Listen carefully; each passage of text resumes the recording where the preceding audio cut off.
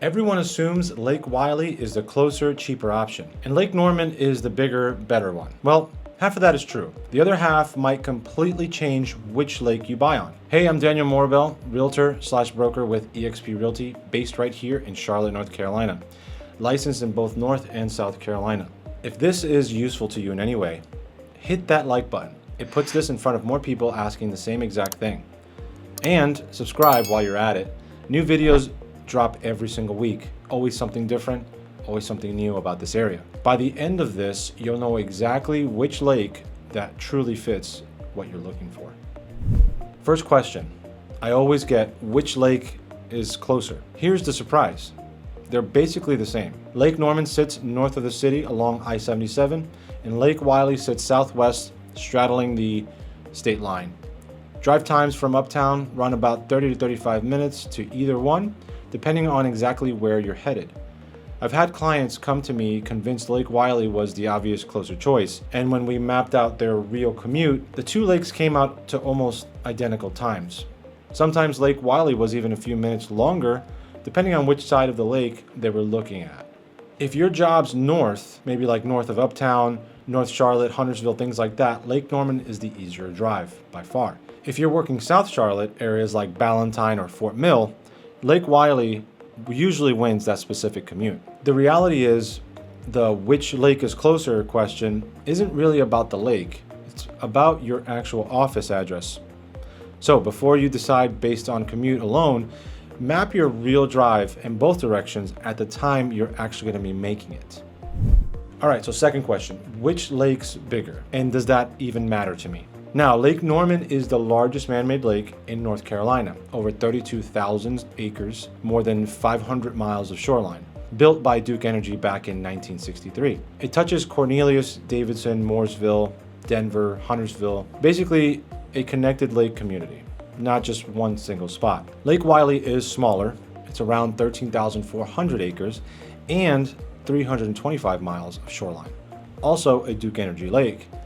And it crosses the state line, touching York County, Clover, and Kankakee on the South Carolina side. Now, here's why size actually matters to you. Specifically, Lake Norman gives you more marinas, more waterfront restaurants, and more open water for things like wakeboarding and bigger boats.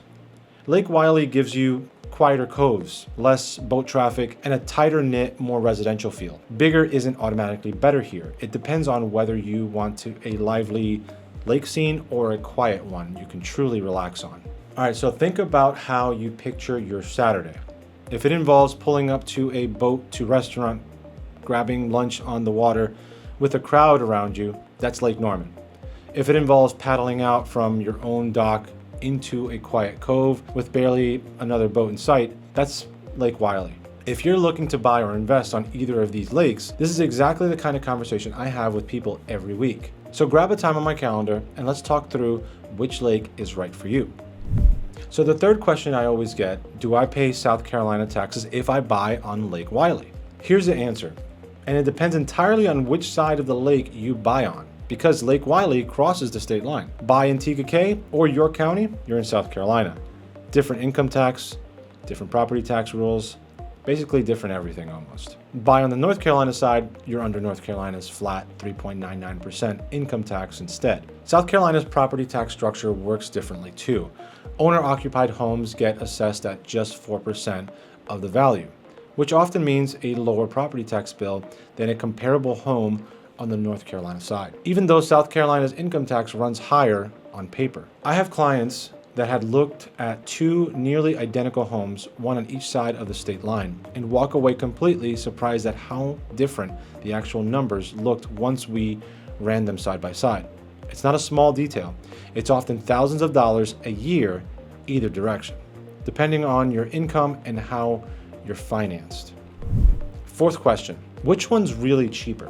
Lake Norman's high-end pockets, neighborhoods like The Point, Trump National, and the Pinnacle run into some serious luxury territory. Custom waterfront estates, sprawling lots, and premium finishes. Lake Wylie tends to run more approachable for primary residences. Though prices have been climbing there too as more people discover it. You'll find a mix of single-family homes and newer construction, and waterfront properties generally priced at a bit below comparable Lake Norman homes.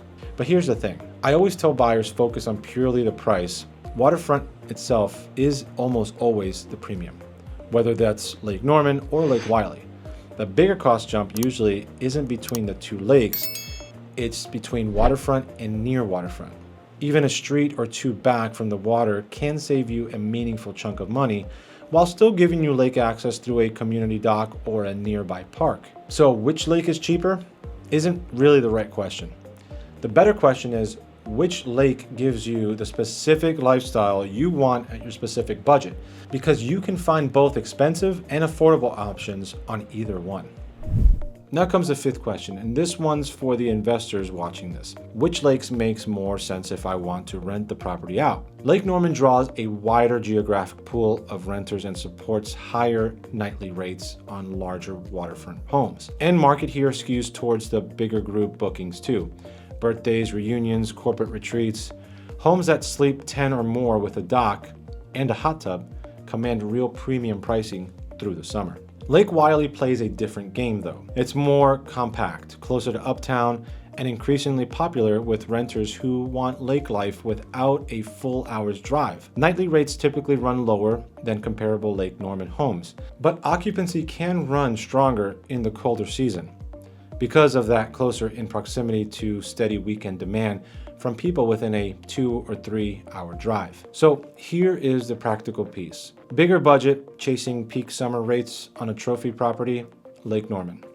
Smaller budget, wants steadier year-round occupancy and closer proximity to the city, Lake Wylie. If you want a property that's busy almost year-round, that flatter demand curve on Lake Wylie is worth factoring in, even if the nightly rate itself runs a little bit lower. But do your research and make sure you, as an investor, know what you're getting into before you purchase. All right, so we're about halfway through. Drop a comment and tell me which lake you're leaning toward right now.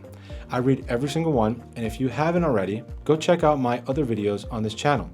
I've covered several of these towns right around both of these lakes already. Quick thing while I got you here. Whichever lake you end up choosing, make sure to get pre-approved before you start touring homes, not after. On the water specifically, good inventory moves fast, and the pre-approval tells you your real numbers and makes you a serious buyer the second the right one shows up, instead of scrambling to catch up once you already fall in love with a house. The sixth question I get, and you know I have to cover this one, which lake has better schools?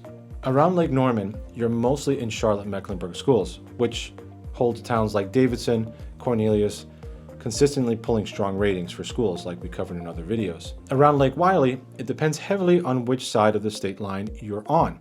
The South Carolina side often falls under Clover or Fort Mill school districts, both of which rank near the top of South Carolina's own state list. The North Carolina side of Lake Wylie falls under different assignment rules completely. This is exactly the kind of thing I mentioned back on the tax question too. The state line doesn't just change your tax bill, it can change your entire school district depending on which street you buy on, even when two homes are practically neighbors. Now the reality is, it's the same rule I gave you every single time. Never assume a school assignment based on which lake or which town. Pull the actual assigned school for the exact address before you fall in love with a home, especially here, where you could be looking at two different states and two different completely school systems, which can be within a few minutes of each other, which is very common. And here's the last question, and it's the one everyone wants answered. So which one should you pick? And here's my honest answer, and it depends on exactly what we're chasing. If you want the biggest, most active lake scene, marinas, restaurants, boating culture, and don't mind paying for it, Lake Norman wins. It's not even close. If you want a quieter, more residential lake life, a shorter drive if you work South Charlotte or in Fort Mill, Lake Wylie is the smarter pick for a lot of buyers. And it's the one I think gets slept on the most. People hear smaller lake and assume that means lesser than, and that's not accurate. Smaller often means quieter, closer, and a real shot at owning something on the water without competing for the exact same trophy properties everyone's chasing on Lake Norman. If I had to bet on which lake surprises more buyers in a good way once they tour it in person, I'd put my money on Lake Wylie. So here's the real breakdown, not just a size and shoreline comparison, but the actual questions people ask me before they ever put in an offer. Commute's basically a wash, so don't decide that alone. Lake Norman wins on scale and social scene, while Lake Wylie wins on quiet, closer in convenience. And potential tax advantages too. Affordability exists on both lakes, but it's about which specific pocket you're looking at. And if you're investing, the two lakes serve two completely different renter profiles. Either lake is a universal right answer, don't get me wrong. It comes down to what you're really optimizing for. Your budget, your commute, your lifestyle, and the reality is how much boat traffic you're willing to deal with on a Saturday afternoon or Sunday morning. If there's one thing I want you to walk away with, it's that both of these lakes get oversimplified constantly. Lake Norman gets reduced to the big fancy one, and Lake Wylie gets reduced to the smaller, cheaper one. And neither of those labels really tell you whether the lake fits your life. That only comes with asking the real questions, and the ones we just went through. So here's what to do next. If you're looking to buy or invest on either of these lakes, or anywhere else in North Carolina or South Carolina, this is exactly what I help people do, and I work through every single week. The link's right below this video. Grab a spot on my calendar, and let's figure out which lake is right for you. And if you don't have a lender yet, I can connect you with one I trust for free. And like always, thank you so much for watching, and I'll see you on the next one.